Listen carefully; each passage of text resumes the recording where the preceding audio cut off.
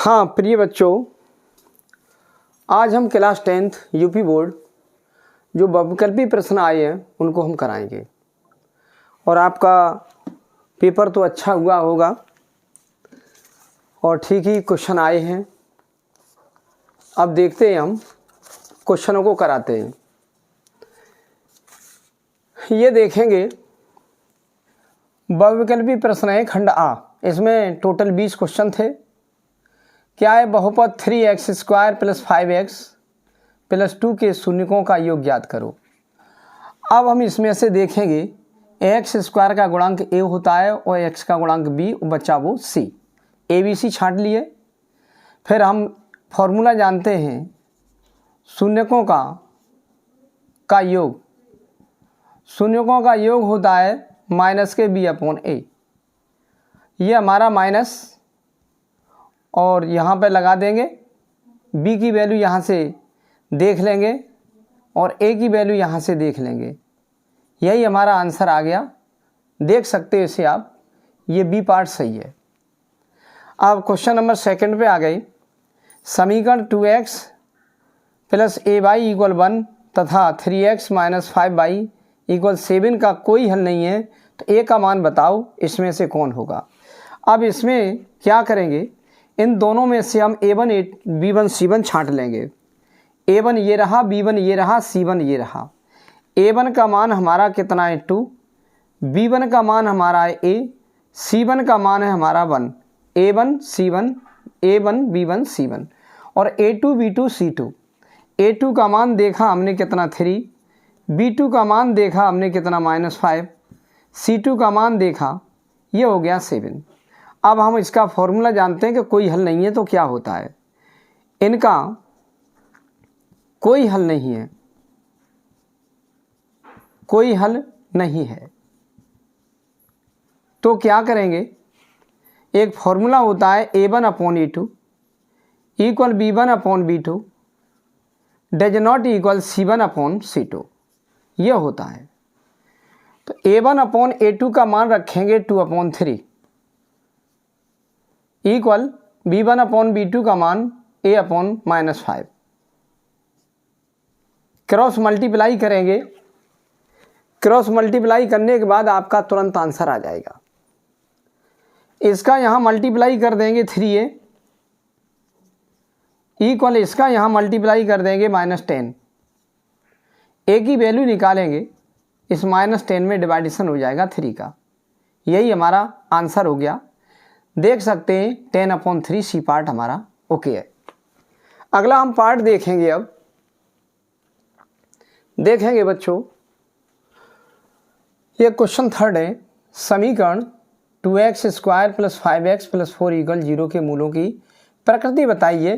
परिमेय बराबर, अपरिमेय, परिमेय असमान, वास्तविक नहीं। तो समीकरण हमने लिखा, उसमें से ये छांटा a b c, और प्रकृति के लिए विविक्त कर जो डिस्क्रिमिनेंट होता है उसका मान निकालते हैं। विविक्त कर, विविक्त कर हमारा है b² - 4ac। b की वैल्यू ढूंढेंगे 5, उसका स्क्वायर। 4 × a की वैल्यू ढूंढेंगे 2, × c की वैल्यू ढूंढेंगे 4। तो ये 5 का स्क्वायर हो गया 25 और ये 32 हो गया। अगर इससे इसे घटा देंगे नेगेटिव बचेगा। नेगेटिव बचेगा हमारा, इससे ये कर देंगे -7, और ये काल्पनिक या वास्तविक नहीं है। डी पार्ट हमारा सही है। जब आपका विविक्त कर नेगेटिव बचे तो वो काल्पनिक होता है, यानी वास्तविक नहीं है, वो नेगेटिव बचता है। तो आपका ये राइट है, हमारा आंसर डी। ये काल्पनिक होगा, काल्पनिक है, काल्पनिक है या वास्तविक नहीं है, ये वाली बात लिखी जाएगी। आंसर ये हो गया, काल्पनिक है यानी वास्तविक नहीं है या वास्तविक नहीं है।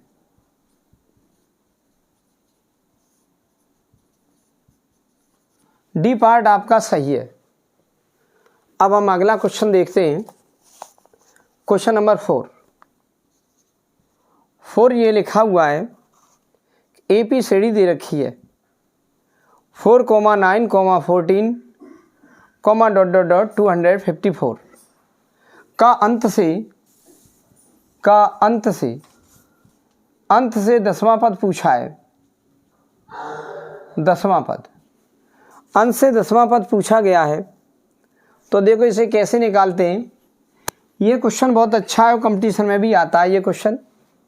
सबसे पहले हम इस साइड से हम प्रारंभ से, शुरू से हम प्रथम पद नहीं निकाल रहे, सार्वंतर निकाल दे रहे हैं। इससे ये घटाएंगे 9 से 4 तो हमारा 5 बचेगा। अब जब हम इसके अंत से इधर को चलते हैं, इधर से अंत से इधर लास्ट से इधर को चलते हैं, तो ये हमारा प्रथम पद का काम करेगा। अंत से जो है प्रथम पद हमारा हो जाएगा A = 254 और D हमें नहीं पता लग रहा इससे सार्वंतर, तो जो प्रारंभ से सार्वंतर आता है उसका चिन्ह बदल करके यहाँ लिख देते हैं -5 लिख दिया। अंत से जब चलेंगे तो ये पहले पद का काम करेगा A = 254 और इससे D नहीं इधर से पता लग रहा है, तो इधर से आप D शुरू से प्रारंभ से निकाल लो, दूसरे पद से पहला पद घटा दो, D आ जाएगा। और इसका जैसे ही ये चिन्ह बदलेंगे यहाँ पर तो अंत से D हो जाता है। ये अंत से D आ गया और आपका A आ गया। अब इसका सूत्र लगाएंगे, अंत से 10वां पद इसे A10 कहेंगे। ये होगा A प्लस इससे एक कम D 9D। A की वैल्यू ढूंढ लो 254, 9 इंटू D की वैल्यू -5, आपका आ गया 254 -45। इसे आप सब्ट्रैक्शन कर दीजिए, आपका तुरंत आंसर आ जाएगा। घटा रहे हम इसे, यहाँ से 2.5 लो, 14 में से 5 गए 9 बचे 9 और यहाँ पे 4 से 4 0 और 2, ये आपका आ गया 209। 209 हमारा C पार्ट है। देखा ये पार्ट C है, इसलिए पार्ट इसका C आंसर सही है 209। आंसर ये हो गया आपका C पार्ट हमारा हो गया 209 आंसर हो गया। अब हम क्वेश्चन नंबर 5 देखेंगे इसे। अब आपका एक ये ट्रायंगल है, एक ये ट्रायंगल है। चित्र में त्रिभुजों का एक युग्म है, युग्म माने जोड़ा होता है 1 2। इन्हें सांकेतिक रूप में व्यक्त करने का सही रूप होगा। ये कौन सा इसमें से सही होगा वो देख लीजिए। ये पहले आपकी सीधी पहचान एक बता दें कि आपका B एंगल हमारा 80 डिग्री है और D एंगल भी 80 डिग्री है। तो हमें ये पता लग गया कि जहाँ पर B होगा उस जगह पर D होगा। ये याद कर लो। यहाँ बीच में B है तो यहाँ बीच में D नहीं है, तो ये ऐसे गलत हो गया। यहाँ बीच में B है तो यहाँ बीच में F है, तो ये भी कैंसिल। यहाँ बीच में B है तो यहाँ बीच में D है, तो ये हमारा राइट हो गया। ये जहाँ B होगा उसी जगह पर D होगा, ये याद कर लो। तो बीच में B है तो ये बीच में D है। वैसे भी ये याद कर लो कि 2.5 का 2 गुना 5 है, तो 2.5 के सामने का जो C होगा वो 5 के सामने का F होगा। जहाँ C होगा वहाँ F होगा, क्योंकि 2.5 2.5 में और 5 में रिलेशन है, इसका ये 2 गुना है और इसका ये कुछ नहीं है, इसका ये 2 गुना है। तो इसके सामने का जो एंगल C है तो इसके सामने का एंगल F आ जाएगा, C की जगह F। तो हमारा ये C है वहाँ पर F है, तो ये भी हमारा है। तीसरी बात क्या है कि 3 का 2 गुना 6 है, तो 3 के सामने का ये कोण, इस वजह 3 के सामने का ये कोण और ये 6 के सामने का ये कोण, आप E के पास A के साथ E आ जाएगा। तो A के साथ E आ गया तो हमारा यही हमारा पार्ट सही है, आंसर हो गया इसका। C पार्ट सही है, लिख देंगे C पार्ट। ओके, अब हम अगला खंड देखेंगे। हाँ देखेंगे बच्चों, ये क्वेश्चन नंबर 6। बिंदु -3 -4 की मूल बिंदु से दूरी बताइए। ये आपका एक बिंदु तो दिया है, लेकिन मूल बिंदु हमारा होता है 0 0। ये अपनी तरफ से लिख देंगे। ये बिंदु ये रहा, ये मूल बिंदु 0 0 होता है। दो बिंदुओं के बीच की दूरी का सूत्र लगा देंगे, x1 y1 x2 y2। तो सूत्र होता है अंडर रूट, चाहे तो x2 - x1 का होल स्क्वायर कर लो या x1 माइनस x2 का whole square plus y1 minus y2 का, या पीछे से इधर कर लो, कोई प्रॉब्लम नहीं है, कोई भी लगा सकते हैं। x1 माइनस x2 का whole square plus y1 minus y2 का होल स्क्वायर।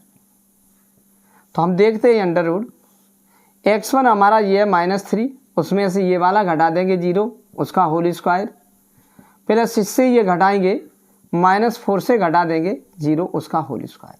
आप चाहे इससे ये घटा दो या इससे ये घटा दो, कोई समस्या नहीं है। हमारा -3 का स्क्वायर जब करेंगे तो प्लस के 9 आ जाएगा, और -4 का स्क्वायर करेंगे तो 16 आ जाएगा। इसे हम ऐड कर देंगे 25 हो जाएगा। इसका हम रूट लेंगे तो 5 आ जाएगा मात्रक।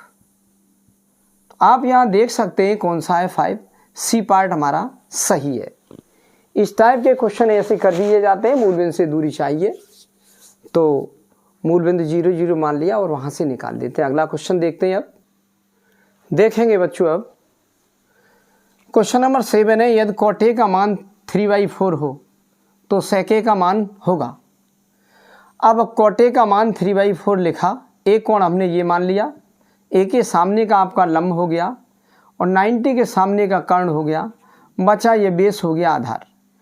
आधार कॉट होता है हमारा, आधार बटे लंब होता है। ये आधार तो 3 लिख दिया इस जगह, और लंब हमारा जो था 4 यहाँ लिख दिया, और कर्ण हमारा अभी निकलता है। ये आधार बटे लंब होता है क्योंकि ये tan का उल्टा होता है आधार बटे लंब। आधार की जगह 3 लिख दिया, लंब की जगह 4, कर्ण निकाल दे देंगे। कर्ण का स्क्वायर इक्वल लंब का स्क्वायर प्लस आधार का स्क्वायर।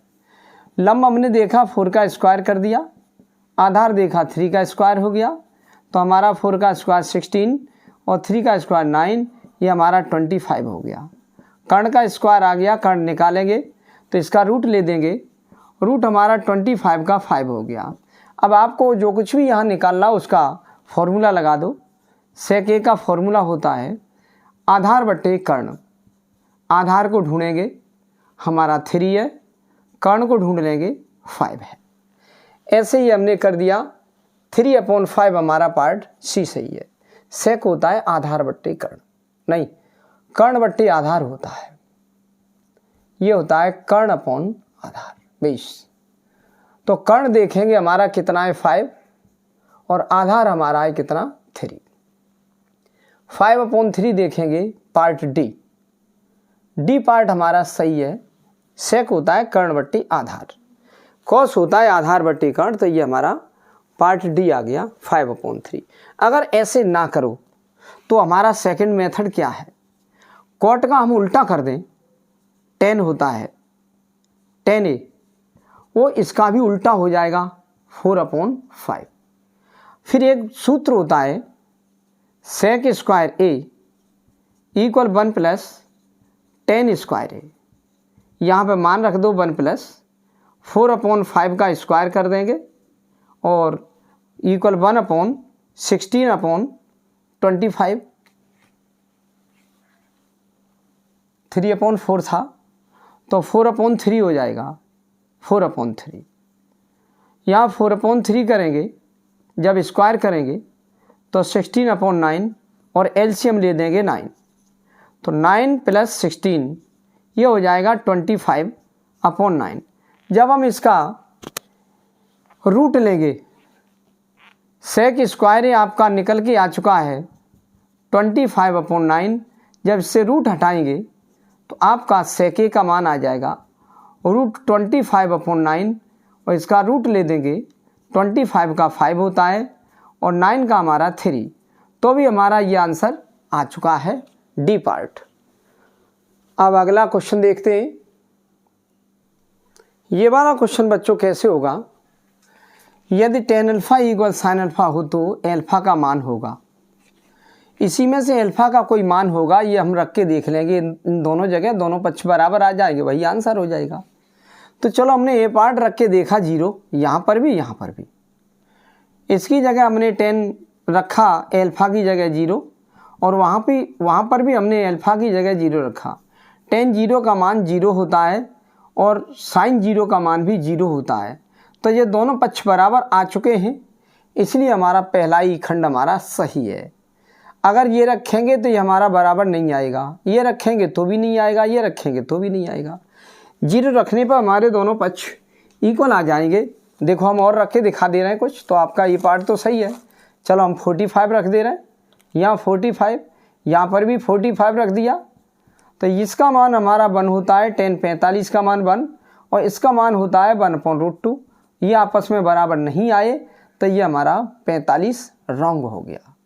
60 रख के दिखा दें, यहाँ पर 60 रखोगे 60 और यहाँ पर भी 60 रख दोगे तो 60 से ये क्या होगा हमारा, इसका मान 60 का मान tan 60 का मान √3 और sin 60 का मान √3/2 होता है। तो फिर भी ये बराबर नहीं आए, नॉट इक्वल नहीं है ये, तो ये भी पार्ट गलत। 90 रखोगे वो भी गलत। आपका ए पार्ट रखने पर ये सही वैल्यू निकल के आ जाती है। तो आपका आंसर अल्फा का आ गया 0 अंश। अगला देखेंगे क्वेश्चन। देखेंगे छात्र, एक छड़ की लंबाई का उसकी छाया से अनुपात 1:√3 है। सूर्य का उन्नयन कोण होगा। तो हमने ये दिखाया, ये हमारी एक छड़ है, ये है छड़, इसकी जो लंबाई है 1, ये वाली छड़ की लंबाई 1, चलो 1 ये मान ली, उसकी छाया √3 है। छाया ज़मीन पे होती है, ये ज़मीन है तो ये √3 कर दी। उस समय जो सूर्य का उन्नयन कोण बताइए, माना सूर्य का उन्नयन कोण थीटा है। अब आप tan थीटा का सूत्र लगा दो, लंब/t आधार आ जाएगा। अगर चाहो तो आप ABC नंबर डाल दो और ये थीटा आपने मान लिया, क्योंकि छड़ की लंबाई हमारी पहले है तो पहला ये छड़ की लंबाई है 1, तो ये लिख दिया हमने, ये छड़ है हमारी तो इसकी लंबाई हमने 1 मान ली, रेशियो में ऐसे कर देते। और उसकी छाया ज़मीन पे होती है √3, वो नीचे है। अब √3 छाया नीचे लिख दी, ये वाली छाया √3, ये लंबाई 1 है तो ये tan लगेगा, क्योंकि लंब/t आधार में हमारा tan लगता है। tan थीटा इक्वल लंब/t आधार यानी लंब/t आधार, माने हो जाएगा AB/BC। यहाँ लिख देंगे tan थीटा इक्वल AB की वैल्यू लिखेंगे हम 1 और BC की वैल्यू लिखेंगे √3। ये tan चल रहा है हमारा tan थीटा, तो ये भी tan में देखेंगे हम, tan हमारा देखेंगे 30 अंश होता है। tan से tan हमारा फिनिश और थीटा की वैल्यू हमारी आ गई 30, तो हमारा उस समय सूर्य का उन्नयन कोण 30 अंश है। ये आंसर हमारा आ गया। अगला क्वेश्चन देखेंगे 10। देखेंगे अब इस क्वेश्चन को, क्वेश्चन नंबर 10। एक वृत्त के व्यास के सिरों पर खींची गई समांतर स्पर्श रेखाओं की संख्या होगी। तो एक हमारा ये वृत्त होता है, यहाँ पर सेंटर है, ये हमारा डायमीटर यानी व्यास है, व्यास हमारा ये भी लिखा है, इसके सिरे हमारे 2 हैं, 1 और 1 2, इन पर स्पर्श रेखा खींचेंगे तो स्पर्श रेखा 90 का कोण बनाती हुई एक टच होके ये चली जाएगी एक जगह से। यहाँ पर भी 90 का कोण बनाते हुए, एंगल का कोण बनाते हुए ये चली जाएगी। अब यहाँ इन एंड पॉइंटों पर कोई रेखा नहीं खींचेगी और कोशिश करेंगे तो हमारे वृत्त को, सर्किल को काट देगी। इसलिए व्यास के जो सिरों पर हमारी रेखाएं खींचती हैं तो केवल 2 होती हैं। आंसर ये आ गया, केवल 2 ही स्पर्श रेखा खींची जा सकती हैं। अब अगला क्वेश्चन देखते हैं। देखेंगे बच्चों, ये क्वेश्चन है क्वेश्चन 11। 12 सेमी त्रिज्या वाले एक वृत्त के 60 अंश के कोण वाले त्रिज्यखंड का क्षेत्रफल ज्ञात कीजिए। हमारा कोई ये कोई वृत्त है और उसके ये 60 अंश यहाँ पर है, उसका जो त्रिज्यखंड बन रहा है, त्रिज्या हमारी रेडियस 12 सेमी है, ये भी रेडियस 12 सेमी है और ये 60 अंश के जो त्रिज्यखंड बन रहा है, ये त्रिज्याओं से हमारी आकृति घिर रही है, तो हमें इसका एरिया यानी क्षेत्रफल चाहिए। ये वाली एरिया त्रिज्याओं के द्वारा घिरा हुआ क्षेत्र, ये त्रिज्यखंड का क्षेत्रफल हो गया। थीटा का मान हमारा दिया है 60 डिग्री, 60 डिग्री दिया है और रेडियस हमारा दिया है, रेडियस वृत्त की रेडियस कितनी दी है, ये 12 सेंटीमीटर है। त्रिज्यखंड के क्षेत्रफल का सूत्र लगा दो। वृत्त के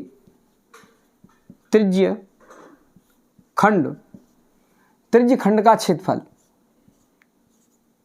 खंड का क्षेत्रफल इक्वल ये होता है थीटा/360, into pi r square. Theta की जगह हम 60 डिग्री रख देंगे, ये 360 इंटू पाई ऐसे ही छोड़ देंगे क्योंकि सभी आंसर पाई के पदों में आ रहे हैं। और आर का स्क्वायर का मतलब 2 बार इसका स्क्वायर कर देंगे, 12 इंटू 12। हमारा ये 0 कैंसिल, इससे हमारे ये कैंसिल 6 बार, और 6 से हमारा कैंसिल 2 बार। 2 का मल्टीप्लाई 12 में कर दो तो 24 हो जाएगा पाई। ये हो गया 24 पाई सेमी स्क्वायर आंसर। तो आपका सी पार्ट सही है। अगला क्वेश्चन देखते हैं। देखेंगे बच्चों, ये क्वेश्चन हमारा है 12। यदि गोले का व्यास डी है तो उसका आयतन होगा ए पार्ट बी सी डी, ये सब। तो गोले का पहले व्यास लिखेंगे, हमारा ये गोला है और इसका डायमीटर ये व्यास दे रखा है। ये गोले का व्यास इक्वल डी। हमें रेडियस चाहिए इसकी त्रिज्या, तो व्यास की आधी कर दी जाती है d/2। अब गोले के आयतन का लगा दो सूत्र। गोले का आयतन equal 4/3 pi r cube. 4/3 answer हमारा पाई में आ रहा है तो पाई ऐसे ही छोड़ दो, इंटू आर का मान d/2 है उसका कर देंगे क्यू। तो 4/3 पाई और डी का क्यू करेंगे डी क्यू, और 2 का क्यू 8 होता है 8। इससे 2 बार डिवाइडेशन हो जाएगा, इसका नीचे मल्टीप्लाई कर देंगे तो पाई/6 हो जाएगा नीचे डी क्यू। ये हमारा आ गया पाई/6 डी क्यू। देखते हैं कौन सा हमारा इसमें बहुविकल्पी है। पाई/6 डी क्यू आंसर हमारा डी पार्ट आ चुका। अब अगला पार्ट देखेंगे क्वेश्चन। ये वाला क्वेश्चन देखेंगे, क्वेश्चन 13। आर त्रिज्या के एक ठोस अर्धगोले का कुल पृष्ठीय क्षेत्रफल। हमारा एक अर्धगोला है ये, इसका कुल पृष्ठीय क्षेत्रफल ज्ञात करना है। आधे गोले का हमारा वक्रपृष्ठ होता है 2 पाई आर स्क्वायर, और एक हमारा ये क्षेत्र और बन जाएगा पाई आर स्क्वायर। ये वृत्त का क्षेत्रफल होता है। अर्धगोले का यहाँ अर्धगोले का वक्रपृष्ठ ये रहेगा, और ये वृत्त हमारा ये भाग बन चुका है वृत्ताकार, इसका क्षेत्रफल भी जुड़ जाएगा। तो अर्धगोले का हमारा होता है 2 पाई आर स्क्वायर, उसमें ये वृत्त का क्षेत्रफल पाई आर स्क्वायर जुड़ जाएगा।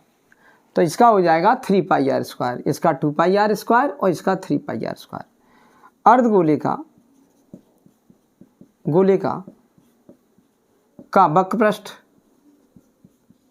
वक्रपृष्ठ हमारा होता है 2 पाई आर स्क्वायर, और ये वृत्त हमारा बन गया। इस पर भी हमारा हाथ घूम जाएगा ऐसे, जैसे कोई आपका तरबूज है उसको हम काट दें तो आधा गोला ऐसे हो गया, और ऊपर उसका सरफेस हो जाएगा वृत्ताकार। तो उसका क्षेत्रफल हमारा और निकल आएगा, और नीचे आधे गोले का वक्रपृष्ठ लगा देंगे। तो अर्धगोले का वक्रपृष्ठ ये हो गया, और ये वृत्त का क्षेत्रफल और हो गया वृत्त का क्षेत्रफल। ये दोनों ऐड कर दिए जाएंगे पाई आर स्क्वायर, टोटल कर दिया जाएगा तो ये 3 पाई आर स्क्वायर होता है। इसे आप डायरेक्ट भी याद कर सकते हैं। अर्धगोले का वक्रपृष्ठ होता है यानी क्षेत्रफल, पृष्ठीय क्षेत्रफल। ये पूरे गोले का हमने 4 पाई आर स्क्वायर पूरे गोले का होता है, उसका आधा कर दिया 2 पाई आर स्क्वायर हो गया, और वृत्ताकार भाग है उसको भी ऐड कर दिया 3 पाई आर स्क्वायर हो गया। क्योंकि ये अर्धगोले का वक्रपृष्ठ यानी पृष्ठीय क्षेत्रफल 2 पाई आर स्क्वायर, ये हमारा और है इसका सिरा, ये क्षेत्रफल वृत्त का क्षेत्रफल होता है, ये भी इसमें ऐड हो गया। 3 पाई आर स्क्वायर हो चुका है। अगला क्वेश्चन देखेंगे। हाँ बच्चों, अगर हम इसे माध्यिका की बात चल रही, इसका माध्यिका वर्ग क्या होगा? माध्यिका वर्ग, तो माध्यिका वर्ग ज्ञात करने के लिए माध्यिका की जब बात चलती है तो हम संचयी बारंबारता सारणी बना लेते हैं। अभी नहीं बना रहे, पहले ये बारंबारताओं का योग कर दे रहे हैं। n कह दो, n टोटल कर दो, 4 और 6 10 5 15, 15 8 23 और 2 25, ये 2 8 10 5 15, 15 और 6 21 4 25। ये हमारा आ गया विषम। विषम अगर होता है तो हम इसका मध्यपद निकालना चाहें, मध्यपद, तो फॉर्मूला होता है n+1/2वां पद। n हमने देखा 25 है, और +1/2 वां पद, ये हमने ऐड कर दिया 26/2 वहाँ पद, ये डिवाइड किया तो 13 इतने वहाँ पद आ जाएगा। ये 13वां पद हम देखेंगे संचयी बारंबारता में, इसी में दिखाई देता है। 4 ऐसे लिख दो, 4 में 6 जोड़ दो, 4 + 6 10, 10 में 5 15, 15 8 23 और 23 में 2 कर दो 25। तो आपका 13वां पद हमारा इस संचयी बारंबारता के अंतर्गत आएगा, क्योंकि यहाँ तक तो 4 पद तक आएंगे। फिर 5 से लेके 10 तक यहाँ आ जाएगा, फिर 11 से लेके 15 तक इसमें आ जाएगा, तो 11 से लेके 15 वाला पद इसमें आएगा। तो ये हमारा इस संचयी बारंबारता इसमें आ जाएगा। ये पद 13वां पद क्या होगा, 15 संचयी बारंबारता के अंतर्गत आएगा। ये पद 15 संचयी बारंबारता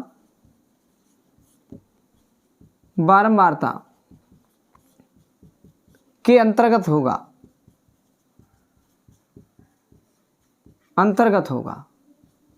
तो हम देख ले रहे हैं। ये रहा 15, तो ये हमने जो देखा ये हमने ऐसे कर दिया ऐसे। तो आपका जो माध्यिका वर्ग होता है वो ये रहा, इसी में से देखा जाता है माध्यिका वर्ग। तो इसलिए माध्यिका वर्ग क्या हो गया, माध्यिका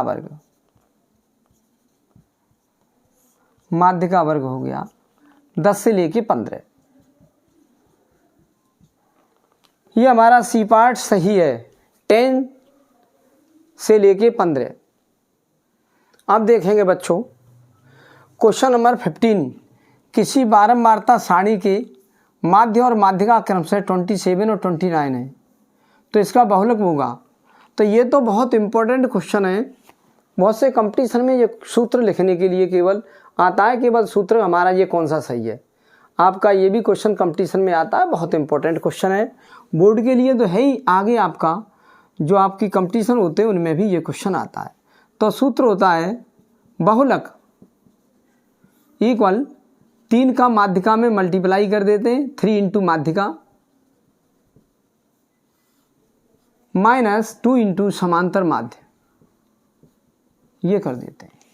तो 3 × माध्यिका ढूंढ लो। माध्यिका हमारी दी है 27, माध्य दिया है 27 ये, और माध्यिका दी है 29, यहाँ लिखेंगे 29 -2 × समांतर माध्य पहले लिखा है 27, समांतर माध्य 27 है, माध्यिका 29 है। तो समांतर माध्य की जगह तो आप लिख देंगे यहाँ 27 और माध्यिका की जगह लिख देंगे 29 इस जगह। इसका इसमें मल्टीप्लाई करेंगे 87 और इसका इसमें कर देंगे 54। इससे हम सब्ट्रैक्शन कर देंगे, इससे ये कर दिया 3, यहाँ से ये 3, तो आपका ये आ गया बहुलक 33 सी पार्ट सही है। वैसे भी हमारा फॉर्मूला ये याद नहीं हो तो हमारा क्या होता है कि पहले आपके सिलेबस जो कराया जाता है, पहले समांतर माध्य कराया जाता है, उसके बाद बहुलक कराया जाता है, फिर उसके बाद माध्यिका कराई जाती है। माध्यिका आपकी तीसरे नंबर पर कराई जाती है। ये अगर सूत्र आप ये भूल गए तो माध्यिका तीसरे नंबर पर कराई जाती है, ये तीसरे नंबर पर 3 का मल्टीप्लाई कर दो, बराबर लगा दो। बहुलक में किसी का भी मल्टीप्लाई नहीं करते, लेकिन समांतर माध्य बहुलक को ऐड कर देते हैं। और ये अब 3 तो हो नहीं पा रहे, तो यहाँ 2 का मल्टीप्लाई कर दो, 2 और 1 जोड़ दो, 3 हो गए। तो आप ऐसे भी सूत्र याद कर सकते हो, ये भी फॉर्मूला याद कर सकते हो, बहुत इंपॉर्टेंट ये फॉर्मूला है। तो इसका आपका सी पार्ट सही है। अगला क्वेश्चन देखते हैं 16, देखेंगे बच्चों इसे। क्वेश्चन नंबर 16, वर्ग अंतराल और बारंबारता दिया हुआ है, इसका माध्य होगा, इसमें से देखना है। माध्य यानी समांतर माध्य। समांतर माध्य कैसे निकलता है वो आप देखेंगे। ये पहले हम बारंबारताओं को जोड़ देते हैं, सिग्मा एफ इसे कह देते हैं। 2 1 3 4 7 और 3 10, 10 हो गया। अब वैसे सूत्र हमारा जो होता है माध्य या समांतर माध्य, सिग्मा एफ एक्स बट्टे सिग्मा एफ, यानी पद ये एफ और एक्स का गुणा कर लेते हैं सिग्मा एफ। अब एक्स कैसी आएगी, जिसे मध्यमान कहते हैं,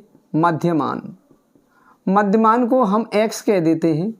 ये निकलता कैसे है मध्यमान, उसके बारे में हम बताते हैं। ये हमारी सीमा दी होती है, निम्न सीमा उच्च सीमा, निम्न सीमा उच्च सीमा, निम्न सीमा उच्च सीमा, निम्न सीमा उच्च सीमा।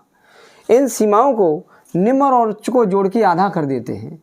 हम 0 को ऐड 10 में करेंगे, 10 हो गई, उसका आधा कर देंगे 5, और ऐसे ही इन दोनों को ऐड कर देंगे, 30 होगी, उसका आधा कर दोगे 15।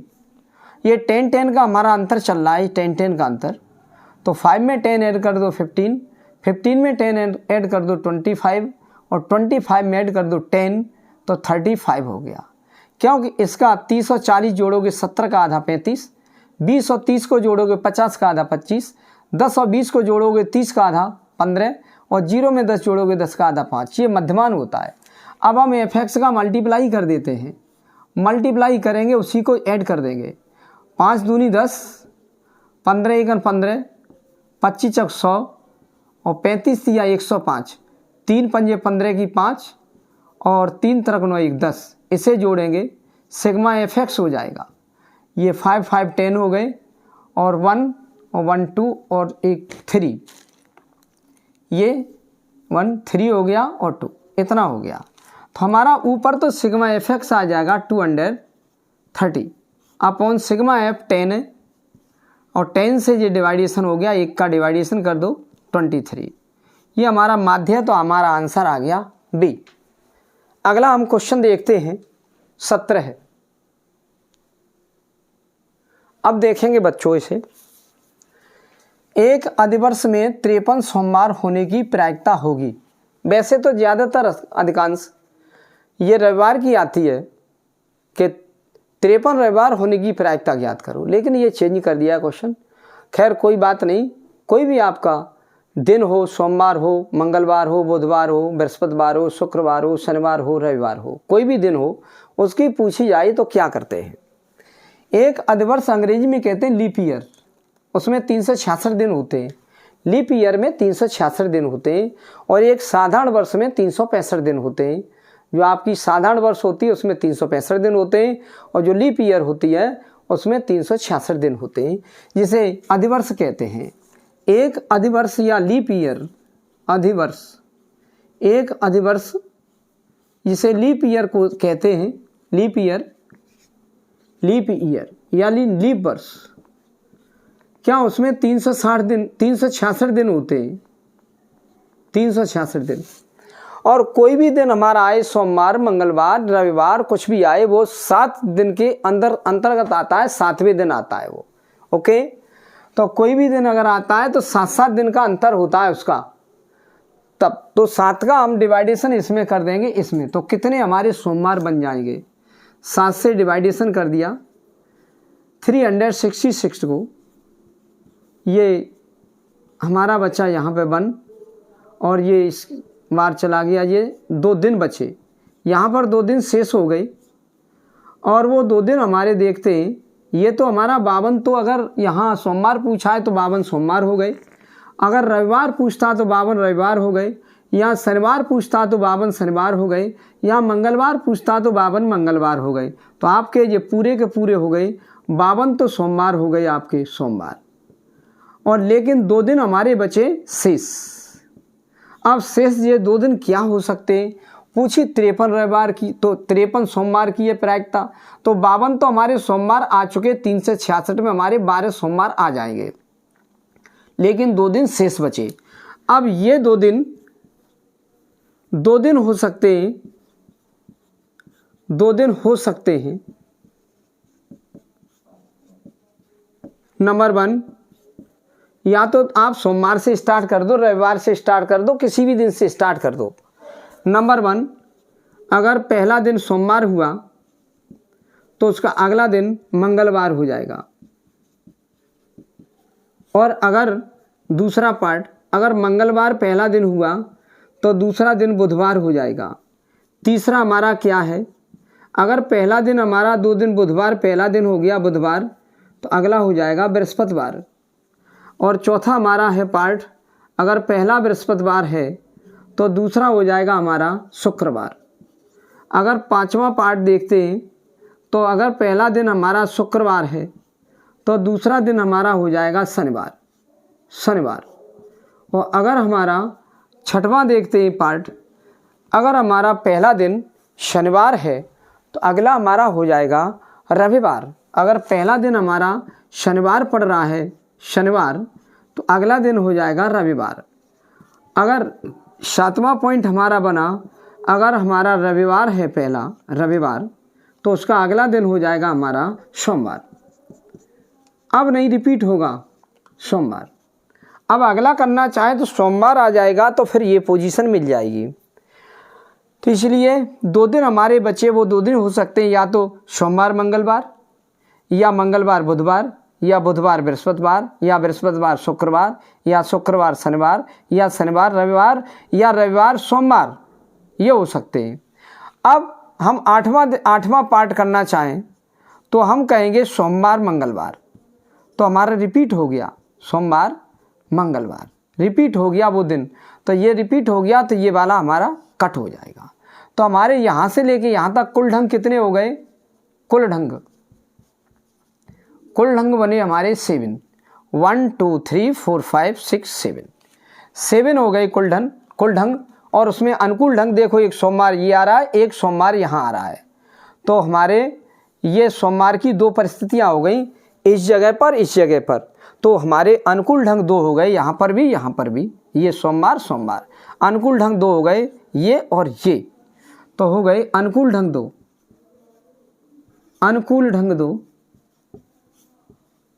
2 हो गए। इसलिए 53 सोमवार होने की प्रायिकता अनुकूल ढंग बटे कुल ढंग। इसलिए 53 सोमवार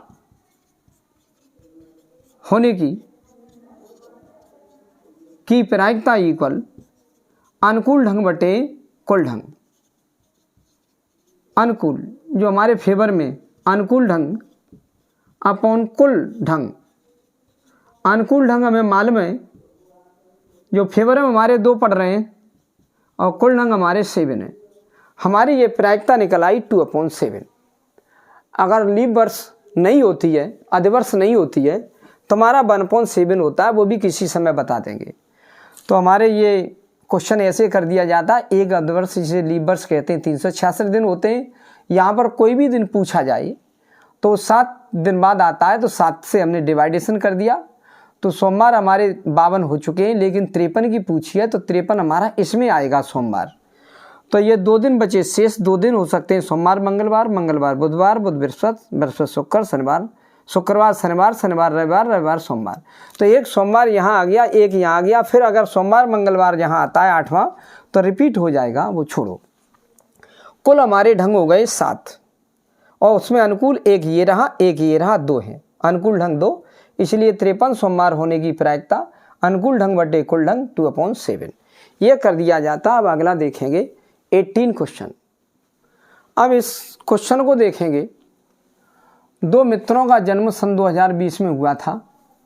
प्रायिकता ज्ञात करो कि दोनों का जन्मदिन एक ही हो।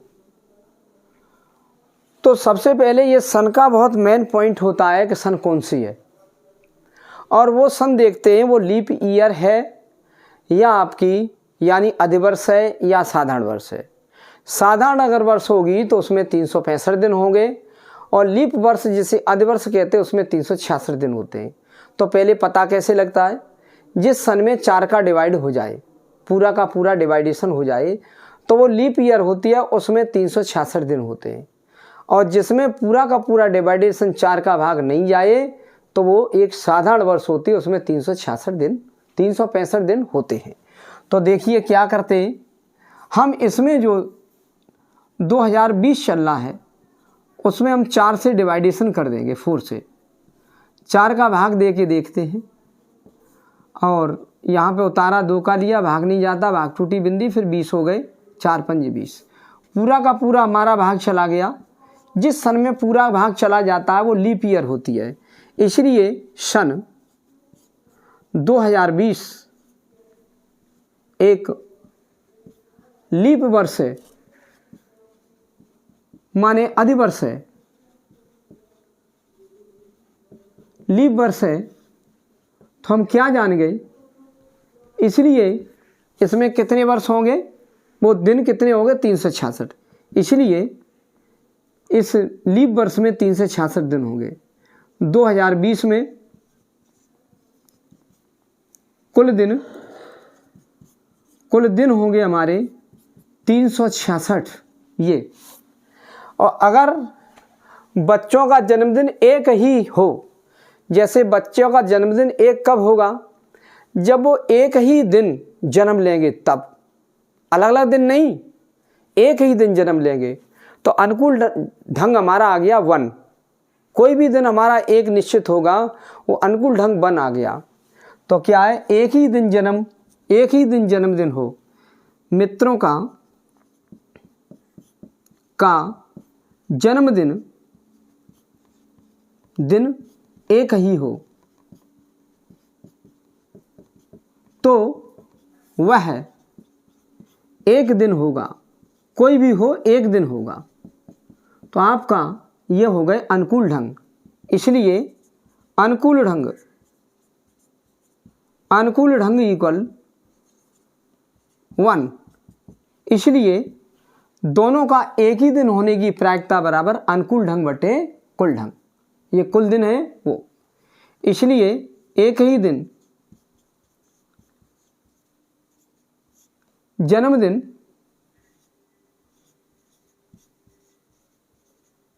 होने की प्रायिकता इक्वल अनुकूल ढंग बटे कुल ढंग बटे कुल ढंग।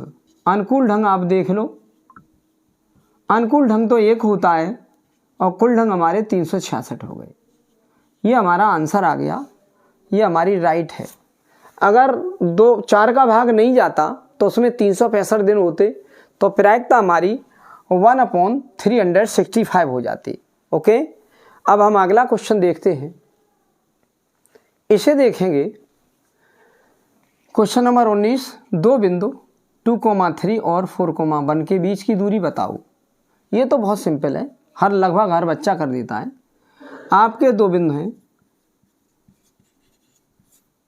2, 3 और 4, 1। आप इसे डालेंगे x1 y1, इसे डालेंगे x2 y2।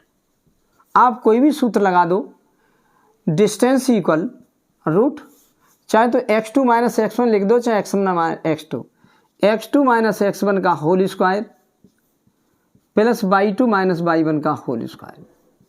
आप ये इधर भी चेंज कर सकते हैं एक दूसरे को, x1 यहाँ, x2 यहाँ, y1 यहाँ, y2, कोई अंतर नहीं पड़ने वाला है। तो हम क्या करेंगे, x2 का मान 4 है माइनस x1 का मान 2 है, उसका होल स्क्वायर प्लस y2 का मान 1 है और y1 का मान 3 है, उसका होल स्क्वायर। अब आप इससे ये सब्ट्रैक्ट कर देंगे तो 2 का स्क्वायर हो गया। यहाँ पर भी घटा के देख लेंगे तो -2 बचेगा, उल्टे घट रहे हैं, 3 से 1, -2 उसका होल स्क्वायर। तो आपका 2 का स्क्वायर 4 हो गया। ये 2 का स्क्वायर माइनस का स्क्वायर प्लस होता है, और 2 का स्क्वायर करेंगे 4, इन्हें ऐड कर देंगे, 8 हो जाएगा। 8 के हम अगर फैक्टर करना चाहें, अगर आप नहीं जानते तो 8 के फैक्टर कर लो इससे। ये 8 के मैंने फैक्टर कर दिए, ये तो 2 × 2 × 2 आ गया।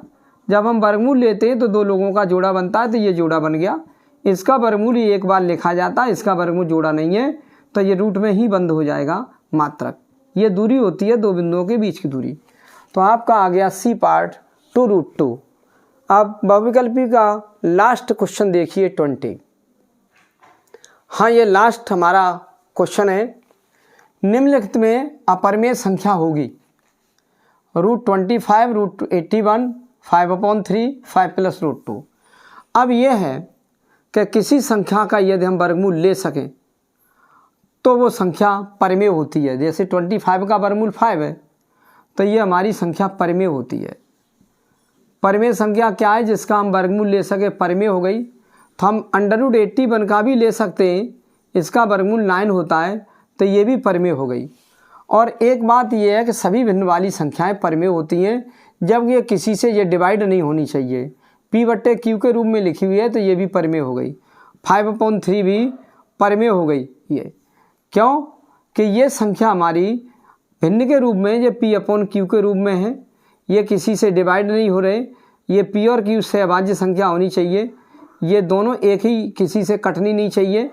तो आपका ये P/Q के रूप में लिखा है, ये भी परिमेय हो गई। अब ये भी परिमेय, ये भी परिमेय, ये भी परिमेय, तो ये अपरिमेय बच गई। देखो ये रही संख्या, इसलिए अपरिमेय संख्या हो गई अपरिमेय संख्या आप देख सकते हो, वैसे तो √2 अपरिमेय होता है, ये तो अपरिमेय में कुछ जोड़ दो, ये भी अपरिमेय हो गई, तो अपरिमेय संख्या हो गई 5 + √2। आंसर हो गया डी पार्ट सही है। जिस किसी का हम वर्गमूल ले सकें वो संख्याएं परिमेय होती हैं, और जो भिन्न के रूप में लिखी हो P/Q के रूप में वो भी परिमेय होती है। और अपरिमेय संख्या जी हमारा √2 है, इसमें कुछ संख्या ऐड हो जाए या सब्ट्रैक्शन हो जाए या किसी का मल्टीप्लाई हो जाए, वो अपरिमेय संख्या होती है। ये वैसे भी आपके क्वेश्चन आते हैं कि सिद्ध कीजिए ये एक अपरिमेय संख्या है, आते हैं सिद्ध कीजिए कि ये एक अपरिमेय संख्या है ये वाले, तो ये आपकी अपरिमेय संख्या हो गई। ये आपका लास्ट क्वेश्चन हो गया। ऐसे इसी प्रकार हम आपको कराते रहेंगे। ओके, आप मेहनत करते रहो और देखिए आपके क्वेश्चन कितने सही हुए होंगे। ओके, और चैनल सब्सक्राइब नहीं किया हो तो चैनल सब्सक्राइब कर लो और दोस्तों मित्रों को शेयर कर दो।